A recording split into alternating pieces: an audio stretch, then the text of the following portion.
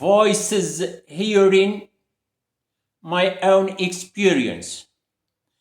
I am Azlaf Mohammed, 62 years old, native of Elayun, tribe Haddiyin, near Oujda, eastern Morocco. The events I am commenting here and which relate to hearing voices took place in 1996, about 25 years ago. At that period, I was a civil servant in the Mayor's Center Bni Khalef Louisiana, an administration of the Moroccan Ministry of Interior, and I resided in Mohammedia near Casablanca. So this video is about my experience of hearing voices in November 1996 when I was ill mentally, as I explained in detail in English in my 11th video on YouTube under the title Voices, Mind Control, Kidnapping in Morocco.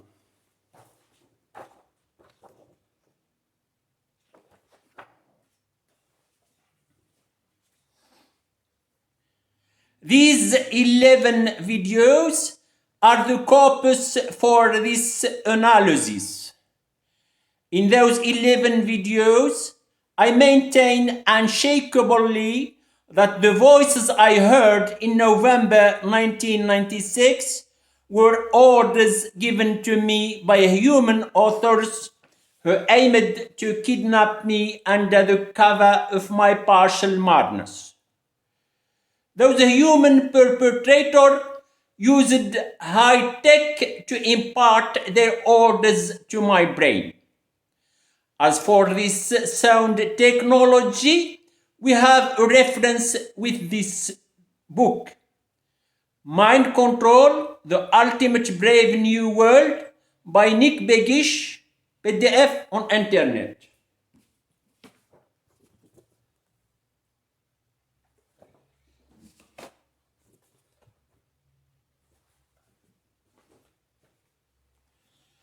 This matter of my hearing voices become problematic because this phenomenon can be interpreted otherwise by the psychiatrist whose theoretical grounds tell them about auditory verbal hallucination as a major symptom of several mental disorders such as psychosis, schizophrenia, and bipolar disorder.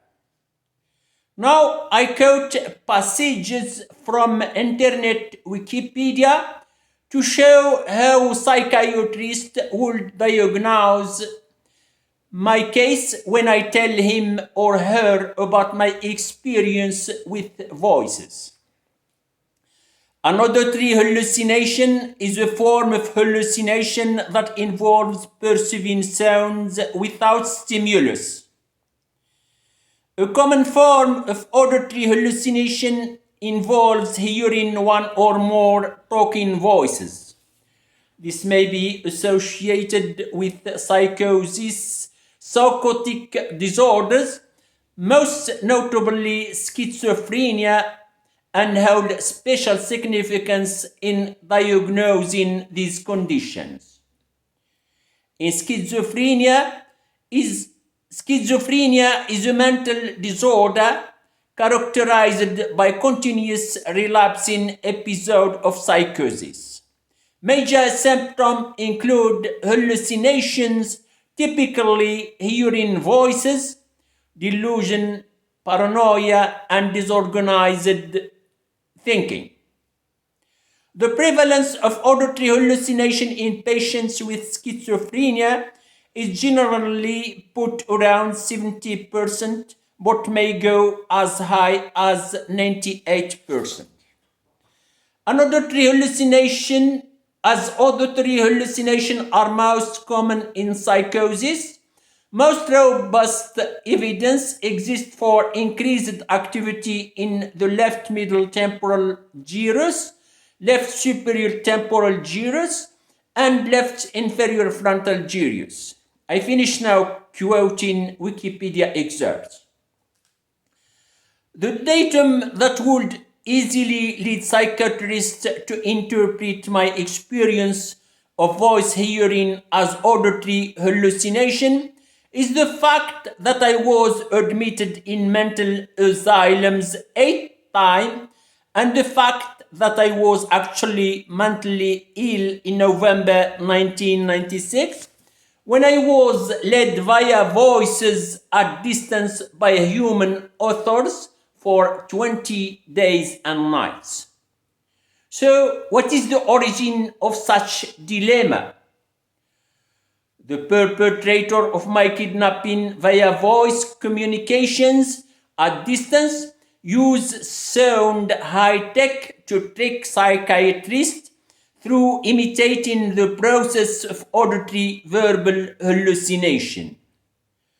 The phenomenon of these perpetrators' kidnapping operation, when related by the victim, induces then the psychiatrist to identify it as symptom of schizophrenia or psychosis.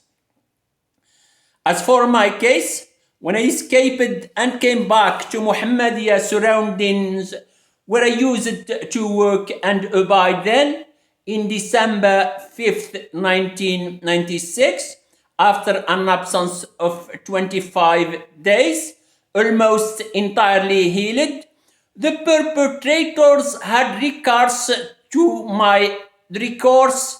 to my elder brother's help to have me admitted in a first, then in a second asylum before I speak to anybody about voices.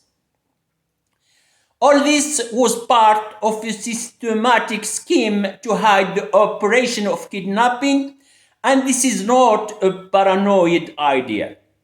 My elder brother was then a civil servant in an administration in Rabat, which two premier heads were termed as the men of the secret services by Ahmed Bukhari, the ex-officer in the secret services body. Who would then believe my story when people see that I was in the asylum? Among other the misleading data about this kidnapping system related to the mentally ill people, there is the following ones. First, the voice that was communicating with me in November 1996 was disembodied. I saw nobody. Second, the auditory technology allows its users to send the sounds directly inside my brain without them needing to go through my ears. This peculiar property of high-tech had allowed the perpetrator to lead me day and night in the main boulevard of the capital Rabat and of Saleh and in the train without running the risk of being uncovered by Rabat citizens or by the train passengers who were near me there. Third, I was really mentally ill during the kidnapping operation in November 1996. Now I again quote an excerpt from Wikipedia to show similarity between the symptoms of psychotic disorders and the features of the kidnapping via voices. Auditable thoughts, also called thought sonorization, is a kind of auditory verbal hallucination. People with this hallucination constantly hear a voice narrating one's thoughts out loud.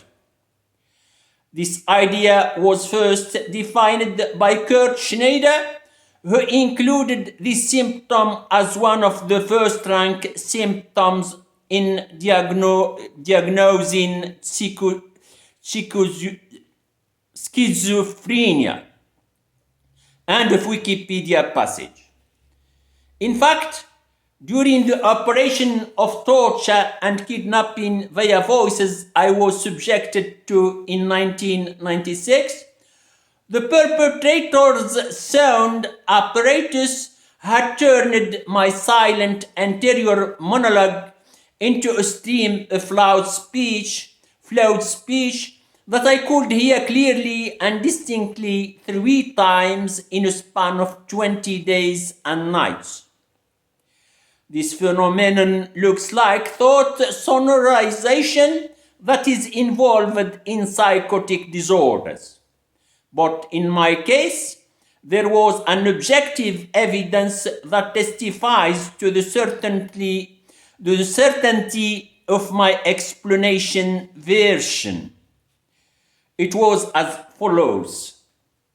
At some stage of the operation of kidnapping via voices in 1996, precisely en route in Sidi Sliman's neighborhood, the perpetrator made my interior silent thinking in loud sound.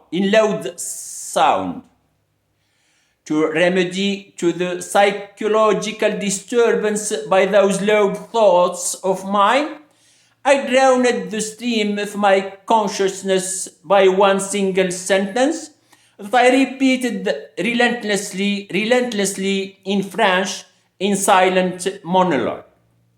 That sentence was, every day and at all levels, I become healthier more and more. It was Emile Coué's auto-suggestion sentence that was taught to me by the yoga instructor Mohammed in Casablanca in year 1995.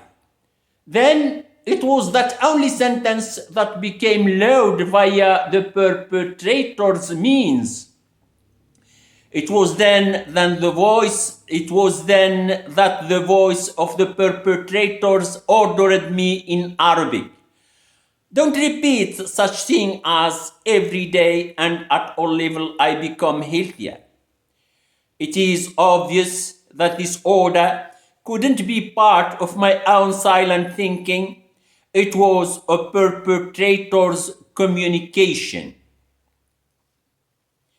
There is another datum about my case that would reinforce the opinion of psychiatrists about me as a hearer of voices, as there is no objective diagnosis of the schizophrenia that is not acute.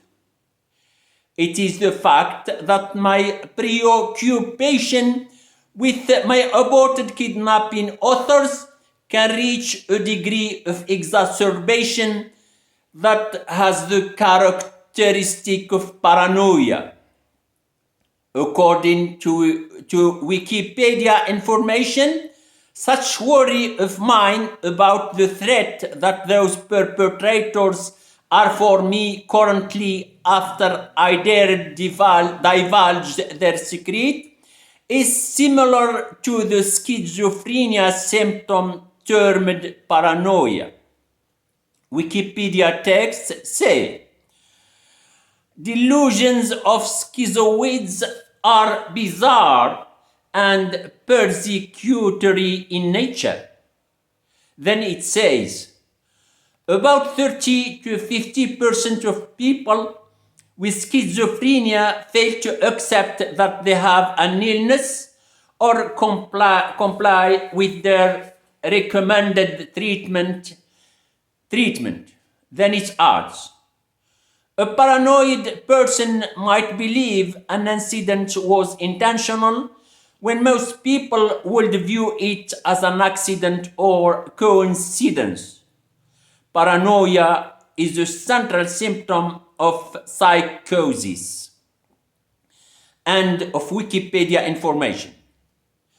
All this academic knowledge about psychotic disorders symptoms would delude the psychiatrist into thinking that the voices hearing that I experienced about 25 years ago is only an unshakable proof that my case is one of schizophrenia. Maybe I am actually schizoid, but the voices hearing I talk about in my video was not the auditory hallucination. Here my last word. The fact that I escaped from that kidnapping of November 1996 by poor chance had prevented me from discovering the destination of the madmen that are kidnapped in the same way I was. The end.